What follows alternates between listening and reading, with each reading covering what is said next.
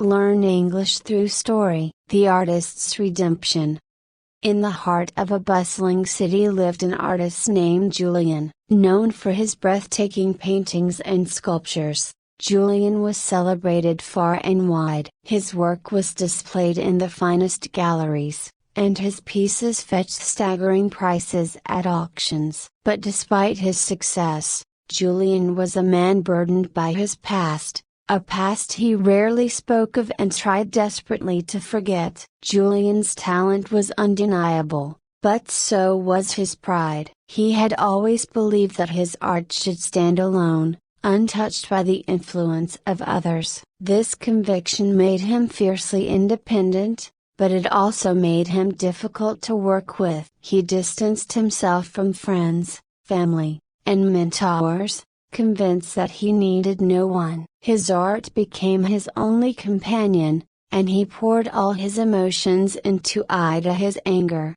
his joy, and his deep-seated guilt. Years before his rise to fame, Julian had been part of a small, tight-knit community of artists. They shared ideas, critiqued each other's work, and provided support in times of doubt. Among them was a young woman named Isabel, a painter of extraordinary potential. She and Julian had been close, their bond rooted in mutual respect and a shared passion for art. Isabel's work was bright and full of life, a stark contrast to Julian's intense, brooding pieces. One fateful day, a renowned art critic visited their community. He was a man whose opinion could make or break an artist's career. The group was excited, hoping that his recognition would propel them to greater heights. But when the critic arrived, his attention was drawn to Julian's work, and he showered him with praise,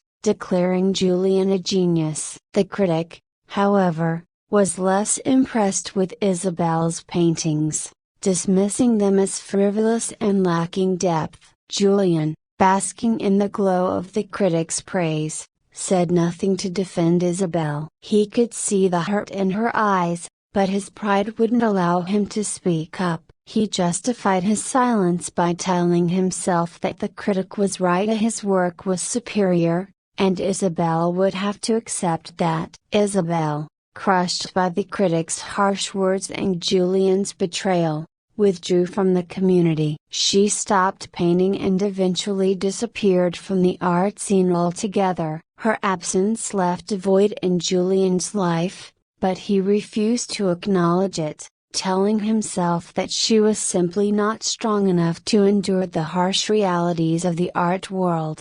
Years passed, and Julian's fame grew, but the guilt over Isabel's departure lingered. He tried to bury it beneath his success, but it resurfaced in quiet moments, gnawing at his conscience. He often wondered what had become of her, whether she had found peace, or if she had abandoned art forever because of his selfishness. One day, Julian was invited to participate in a prestigious exhibition showcasing the works of the city's most celebrated artists. The event was to be held in an old, grand hall that had once been the heart of the city's artistic community. Julian accepted the invitation, seeing it as an opportunity to further cement his legacy. On the day of the exhibition, Julian arrived early to set up his work. As he walked through the hall, memories of the past flooded back, memories of his early days as a struggling artist,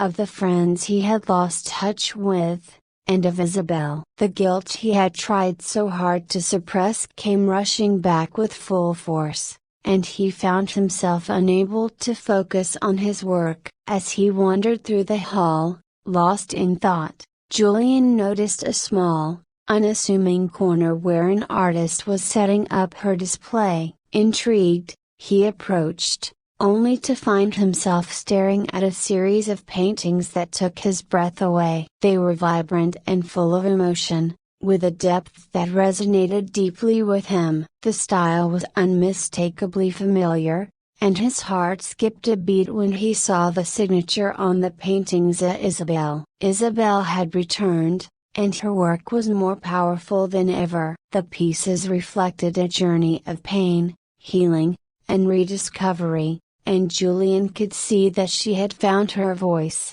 stronger and more confident than before. The realization that he had played a part in her suffering hit him like a tidal wave, and for the first time in years, Julian felt the full weight of his actions. As the exhibition began and the hall filled with people, Julian's mind was in turmoil. He knew he had to speak to Isabel, to apologize for his betrayal, but he wasn't sure if she would even acknowledge him. After all, he had been the one to abandon her when she needed support the most. Summoning his courage, Julian approached Isabel. She was standing by her paintings, speaking with a group of admirers. When she saw him, her expression was unreadable, a mix of surprise and something else he couldn't quite place. "Isabel," Julian began, his voice shaky. "Your work is incredible. I'm so glad to see you here." She looked at him for a long moment before replying, "Thank you, Julian. It's been a long journey." Julian nodded, guilt tightening his chest. "I owe you an apology,"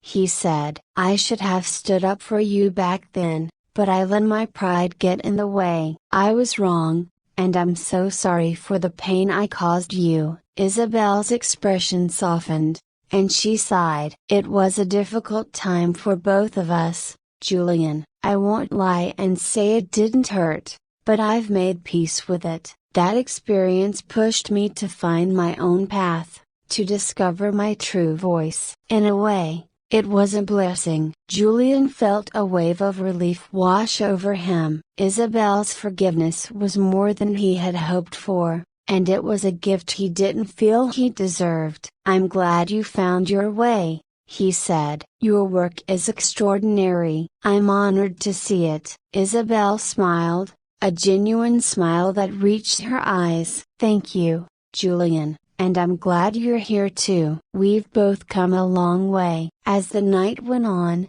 Julian and Isabel reconnected, sharing stories of their journeys and the lessons they had learned along the way. Julian realized that his success meant nothing without the people who had supported him, challenged him, and inspired him. He understood now that art was not just about individual expression, but about connection, connecting with others, with emotions, and with the world.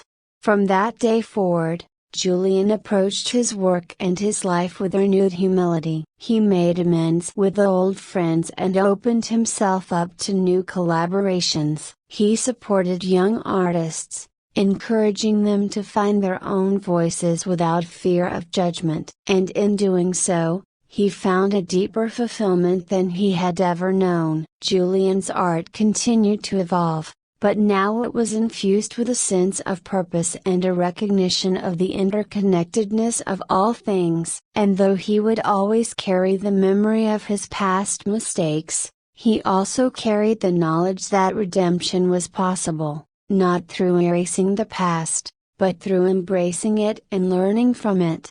In the end, Julian's greatest masterpiece was not a painting or a sculpture, but the life he built, a life of empathy, humility, and connection. I hope you enjoyed the story. If you enjoyed, then please like and share this video, and don't forget to subscribe our YouTube channel. Thank you for watching.